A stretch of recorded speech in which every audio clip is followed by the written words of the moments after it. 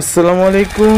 অষ্টম শ্রেণীর সুপ্রিয় শিক্ষার্থীরা, ক্রেজি স্টাডিতে তোমাদের সবাইকে স্বাগত।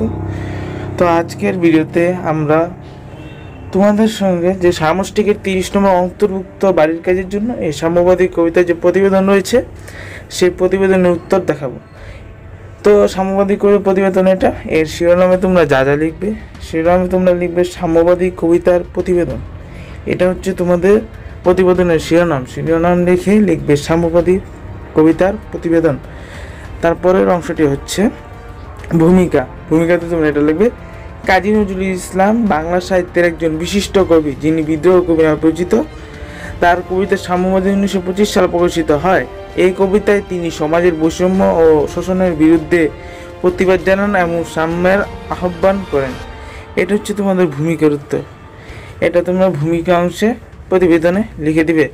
তারপরের অংশটি আমি তোমাদের সঙ্গে উপস্থাপন করছি, সেটা হচ্ছে মূল অংশটা একটু বড় হয়, এটা আমি পড়ে শোনাবো না, এটা তোমরা খাতায় লিখে নিবে।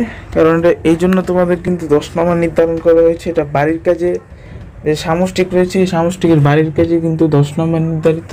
এই 10 নম্বরে কিন্তু তোমরা এটা লিখে দিতে পারো। এটাই হচ্ছে মূল অংশের ভিতরে পড়ছে কবিতার উল্লেখযোগ্য অংশ। এটা তোমরা ভালো করে লিখে দেবে, নয়তো কিছু বুঝতে পারবে না এবং শিক্ষকও তোমাদের নাম্বার কিন্তু কমে দিতে পারে। এটাই মূল অংশ, এটা থেকেই তোমাদের শিক্ষক বুঝতে পারবে তোমরা কেমন প্রতিবেদন লিখেছো। মূল অংশের পরে তোমরা উপসংহার এসে পড়বে। উপসংহার হচ্ছে কাজী নজরুল ইসলামের সাম্যবাদী কবিতা আজও প্রাসঙ্গিক। এটি কেবল একটি সাহিত্যকর্ম নয়, বরং সামাজিক ন্যায় প্রতিষ্ঠানের সংগ্রামের প্রতীক। এই কবিতায় মানব ও সমতার বার্তা বহন করে, যা আমাদের সমাজে আজও অন্তত প্রয়োজনীয়। এটা ছিল তোমাদের সাম্যবাদী কবিতার প্রতিবেদনের উপসংহার। এবার তোমরা জানো যে প্রতিবেদন কীভাবে লিখতে হয়, প্রতিবেদন কীভাবে না লিখতে হয় তোমরা না জেনে থাকলে আমার এই ভিডিওর মধ্যে জানতে পারবে। তোমরা দেখতে পাচ্ছ যে অংশগুলো রয়েছে, সর্বশেষ অংশ যে প্রতিবেদনের তথ্য। এই প্রতিবেদনটি কিন্তু তোমাদের জন্য খুবই গুরুত্বপূর্ণ। আর এই প্রতিবেদন অংশে তোমার নাম, শিক্ষা প্রতিষ্ঠান, শ্রেণী, তারিখ, মানে যেদিন তোমরা এটা লিখবে সেদিনকে তারিখ দিয়ে তোমরা প্রতিবেদনটি শেষ করবে। তো আজকের ভিডিওটি এই পর্যন্তই ছিল।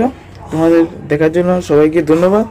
চ্যানেলটিকে সাবস্ক্রাইব করে দিবে এবং ভিডিওটি লাইক, কমেন্ট, শেয়ার করে দিবে। ওকে, তো আজকের জন্য ভালো থেকো।